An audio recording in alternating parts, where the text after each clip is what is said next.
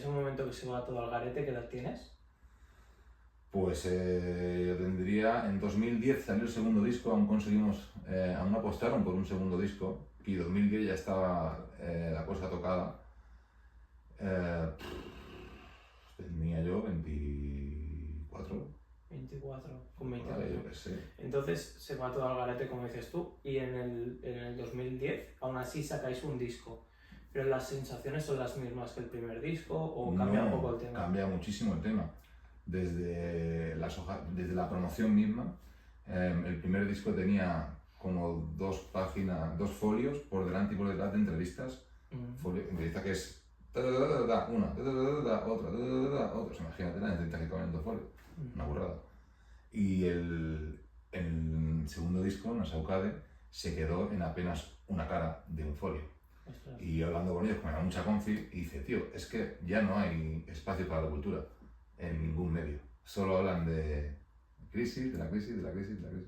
Entonces muchos medios cerraron, todo, yo qué sé, ahora por ejemplo tú haces esta iniciativa, que es por cuenta propia y tal, en su día harán mucho más fácil hacerla, afortunadamente, ¿no? Porque la tecnología ha abierto un montón de puertas para que un montón de gente pueda hacer enseñar su mundo, ¿no? Interno, pero antes era muy complicado. Necesitabas de alguien. Claro, desde cámaras, alquilar cámaras, tal, o tener contactos en algún lado, era como muy difícil. Entonces a la primera zancadilla que te ponían, a tomar por saco el experimento.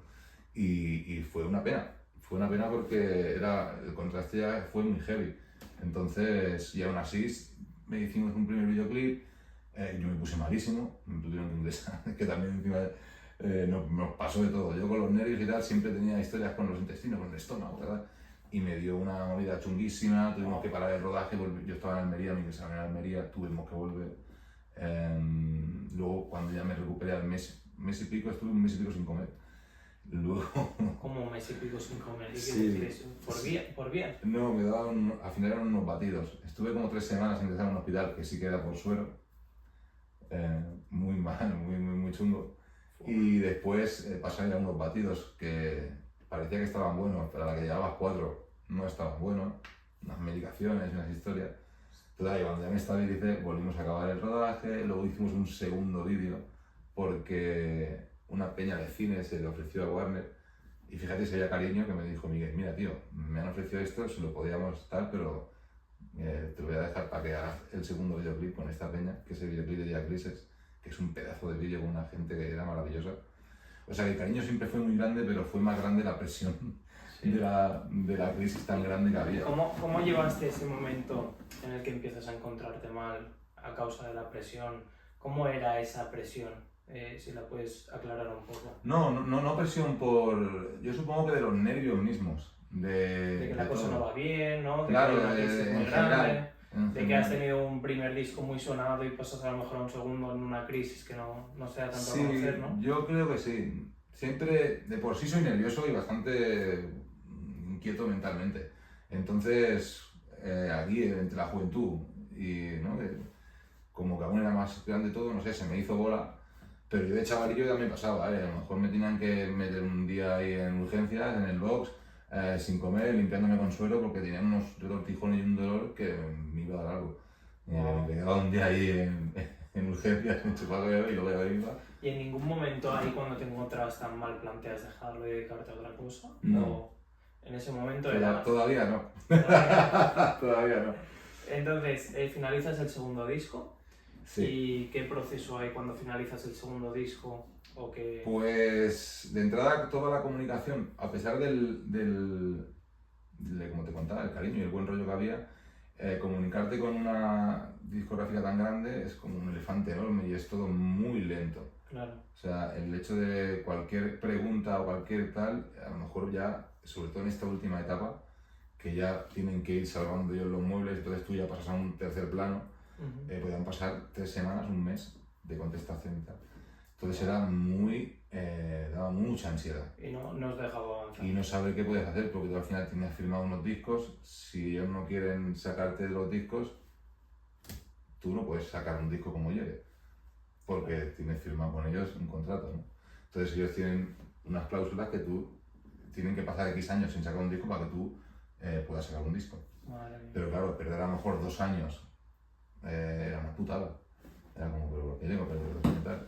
Afortunadamente, hablando con Alfonso, y con Alfonso era el uno de los directivos, un día me llama y me dice, mira tío, no podemos, se nos sale fatal y ya sabes que tal, yo sí, nos queremos todos mucho y es muy guay todo.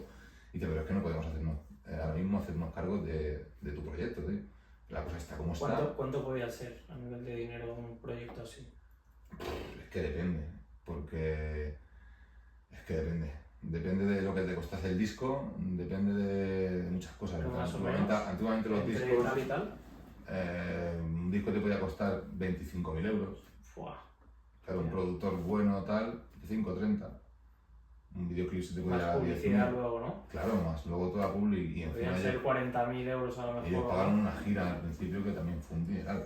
O sea que pueden haber sido 50.000 euros Claro, ellos al final tenían ahí un agujero, entre comillas, que por culpa de todo el resto de la industria, pues se fue todo el mundo en general, se fue a la mierda, que no podían ya tirar. Entonces tienen que, yo lo entendí perfectamente, tienen que parar un momento y decir, esto está todo hecho un Cristo, vamos a reestructurar esta movida, ¿no?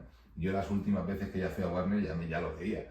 O sea, yo de estar en unas oficinas con 30 o 40 personas a ver una mesa con 6. Ahí dices, aquí está pasando algo, ¿no?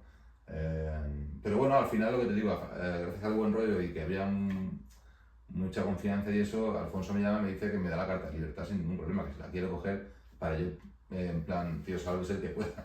Claro. La carta de libertad y no te preocupes por nada, simplemente pues sigue trabajando, sigue con tu música e inténtalo por otro lado, ¿no? ¿Y cómo te sentiste cuando recibes esa carta? Uy, liberado. Porque a mí el miedo era que no llegara a eso, claro, que no llegara a esa conversación con ellos, que no llegara a ese entendimiento de decir, o sea, dejarme seguir, dime que puedo seguir haciendo un disco y firmarlo como llegue.